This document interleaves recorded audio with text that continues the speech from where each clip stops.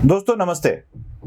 एक गाना तो आपने सुना होगा, शायद 1958 की फिल्म थी मधुमती, और जिसमें शैलेंद्र द्वारा लिखित और लता मंगेशकर द्वारा गाया गया ये गीत बहुत ही प्यारा सा गीत था।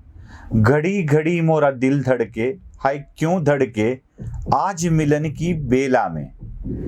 बहुत ही खूबसूरत गीत है ये, और इसी गीत के बोल मेरे मन में 2 दिन से आ रहे हैं। घड़ी घड़ी मोरा दिल धड़के, हाय क्यों धड़के।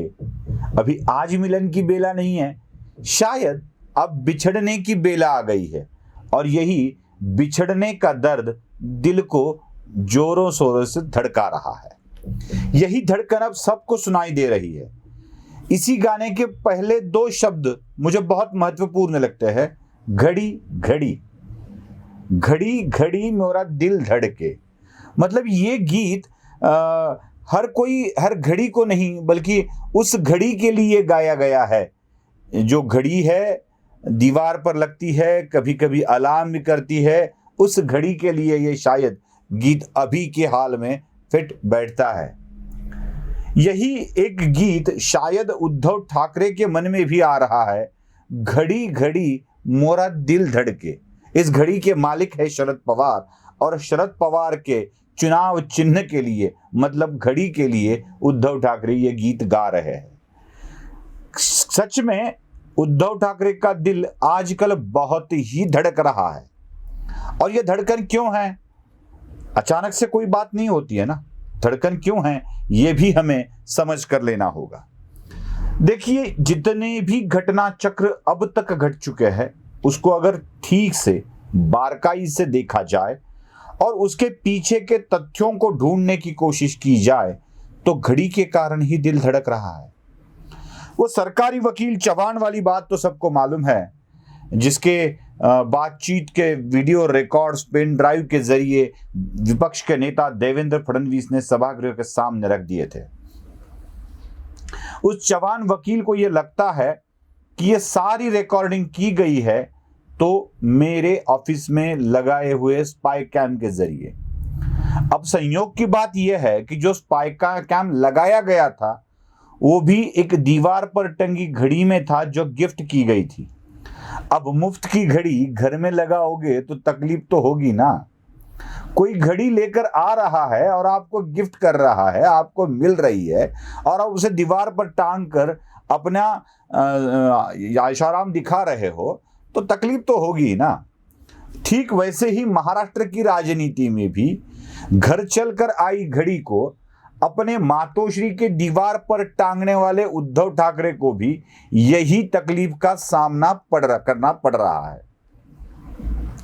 चव्हाण की सारी बातें और सारी करतूतें उस घड़ी में छुपे कैमरे ने रिकॉर्ड कर ली और उसको दुनिया के सामने लाया।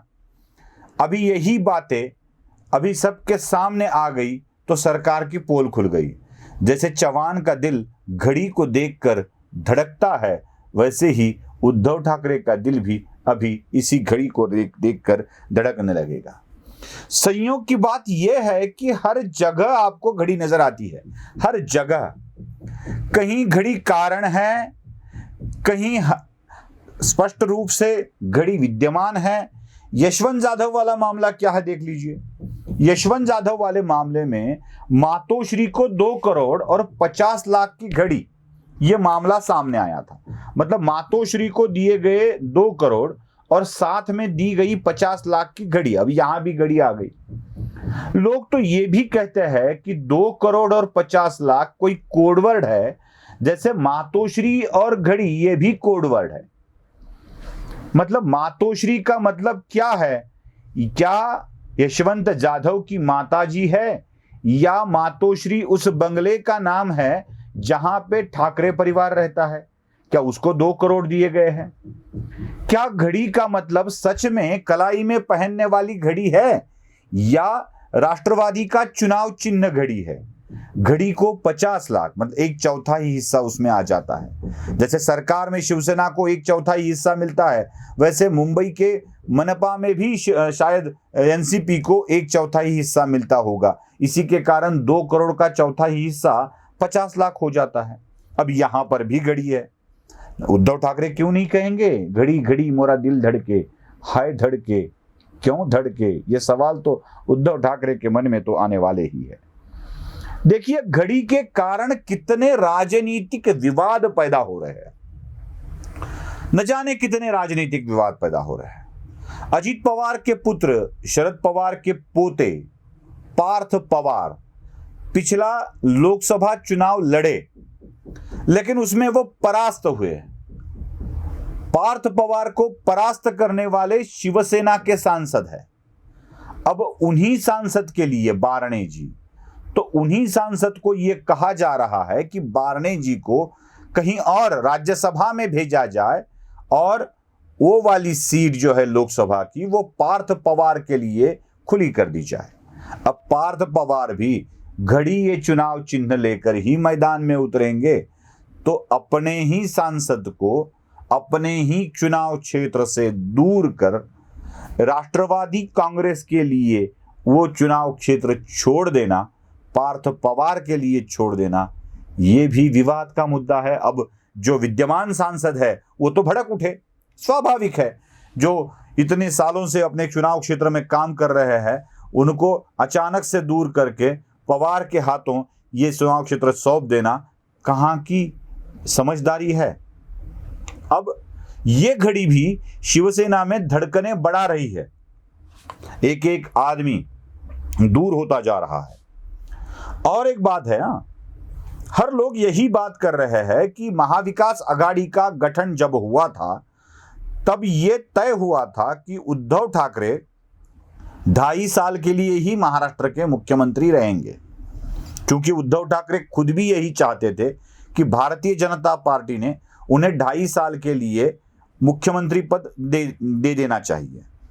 अब इसी विवाद के कारण भारतीय जनता पार्टी ने तो मना कर दिया, बोले आपसे दुगने सीट हम लाए हैं, खुद के बलबूते पर सरकार बना सकते हैं, हम क्यों दें आपको। तो जैसे ही भाजपा ने मना कर दिया, देवेंद्र फडणवीस मुख्यमंत्री बनेंगे ये तय हुआ, उद्धव ठाकरे ने अपना भाजपा से दामन छोड़ दिया और सीधा पकड़ लिया हाथ एनसीपी के नेता शरद पवार का। शरद पवार ने भी उद्धव ठाकरे के मन की बात ठान ली और उन्हें 2.5 साल तक मुख्यमंत्री बनाए रखने का शब्द दे दिया, वचन दे दिया। अब इसी वचन के चलते, इसी एग्रीमेंट के तहत उद्धव ठाकरे को अभी 2.5 साल बाद क्या मुख्यमंत्री पद छोड़ना पड़ेगा, ये भी चर्चाएं फैल रही है। वैसे बीच में उद्धव ठाकरे के हेल्थ के इशू बहुत हो गए थे, क्योंकि वो अभी काम पे भी नहीं आ रहे थे। न जाने कितने महीनों से वो मंत्रालय की सीढ़ियां भी नहीं चढ़े हैं, मंत्रालय में जाके मुख्यमंत्री कक्ष में 6ठे मंजिले पर बैठना भी उनसे नहीं हो पाया है। यहाँ तक कि पिछले अधिवेशन में जो कुछ 10-15 दिन अधिवेशन चला, उसमें वो सिर्फ 3 दिन ही अपनी हाजिरी लगा पाए थे, 3 दिन से ज़्यादा वो गए ही नहीं है। 3 दिन भी बहुत कम समय के लिए, मतलब ज़्यादा से ज़्यादा 1-1.5 घंटा वो हाउस में रहे होंगे। मतलब पूरे समय में 3-4 घंटे के अलावा उद्धव ठाकरे पूरे अधिवेशन सत्र में उपस्थित नहीं रहे हैं। उनके प्रकृति के विषय में बहुत सी प्रॉब्लम्स चल रहे हैं और ये भी चर्चा है, इसे अफवाह भी कहा जा सकता है कि उद्धव ठाकरे शायद यूएस चले जाएंगे अपने उपचार के लिए, कुछ वैद्यकीय कारण हेतु। तो 2.5 साल बाद जब मुख्यमंत्री बनेगा कोई और, तो वो भी घड़ी का बनेगा, एनसीपी का बनेगा, ऐसे भी माना जा रहा है। अगर ये होता है तो फिर और एक बार उद्धव ठाकरे के दिल की धड़कनें ये घड़ी बढ़ाने वाली है, क्योंकि एनसीपी का अगर मुख्यमंत्री होता है तो शायद कांग्रेस को ये मंजूर है क्या, ये भी देखना पड़ेगा। कांग्रेस को मंजूर होगा भी, क्योंकि कांग्रेस के अलावा और कोई चारा बचा ही नहीं है कांग्रेस को इसके साथ, क्योंकि और कई जगह की सरकारें खत्म होती जा रही है। बस पूरे भारत में 2 ही पूरे प्योरली कांग्रेस स्टेट बचे हैं, एक है छत्तीसगढ़ और एक है राजस्थान। अब कांग्रेस कई जगह सत्ता में शामिल है, उसमें से एक है महाराष्ट्र। अब महाराष्ट्र से अच्छी आमदनी पार्टी को हो रही है, तो पार्टी ये आमदनी क्यों छोड़ेगी। शायद कांग्रेस हाँ भी कह लेगी, लेकिन शिव सैनिकों को ये मंजूर होगा क्या? क्या शिवसेना की हालत क्या होगी? क्या शिवसेना में दरार पड़ सकती है? ये भी मुद्दा बहुत ही सोचने लायक है। तो फिर से एक बार डर सता रहा है उद्धव ठाकरे को, अगर मुख्यमंत्री पद एनसीपी को सौंपा गया तो शायद शिवसेना में एक बड़ी दरार पड़ सकती है। एक गुट जो है जो एनसीपी से तंग आकर पार्टी का दामन छोड़ सकता है और यही संभावना उद्धव ठाकरे के दिल को बहुत आहत कर रही है, धड़कनें बढ़ा रही है और फिर से वही गाना उनके मन में आ रहा है, घड़ी घड़ी मोरा दिल धड़के। अब एनसीपी के साथ जितने रिलेशन शिवसेना ने बनाए हैं तो इसमें पूरा का पूरा मामला शिवसेना के पक्ष के विरोध में ही ज्यादा दिखाई दे रहा है। आपको पता है शिवसेना के एक विधायक ने मांग की थी कि विधायकों को घर दिया जाए। फिर गृह निर्माण मंत्री जो एनसीपी के है वो जितेंद्र अवार्ड उन्होंने घोषणा कर दी कि हाँ आमदारों के लिए घर बनाए जाएंगे। उसके बाद महाराष्ट्र के मुख्यमंत्री उद्धव ठाकरे ने अनाउंसमेंट कर दिया था हाउस में ही कि हाँ हम घर बनाएंगे, घर देंगे। उसके साथ ही एक महाराष्ट्र में विवाद पैदा हुआ और कई विधायकों ने इस घर को लेने से इनकार कर दिया। अब शरद पवार जिनके मंत्री जितेंद्र आव्हाड ने यह घोषणा की थी वही सामने आए और बोले कि यह मामला ही गलत है, पूरा ऐसे घर देना नहीं चाहिए था। अब मुख्यमंत्री उद्धव ठाकरे जो विधानसभा में यह घोषणा करते हैं जिसका डंगोरा पीटा जाता है, उन्हीं की घोषणा के ऊपर शरद पवार 2 कदम पीछे चले जाते हैं। यहां पर भी शरद पवार ने उद्धव ठाकरे के लिए मुंह की खाने को छोड़ दिया। अब फिर धड़कनें बढ़ गई क्योंकि मुख्यमंत्री तो घोषणा करते हैं लेकिन उसका विरोध शरद पवार उसी तरीके से करते हैं जिस तरीके से करना नहीं चाहिए। फिर उद्धव ठाकरे की धड़कनें बढ़ जाती है और गाना दिल में आ जाता है, घड़ी घड़ी मोरा दिल धड़के।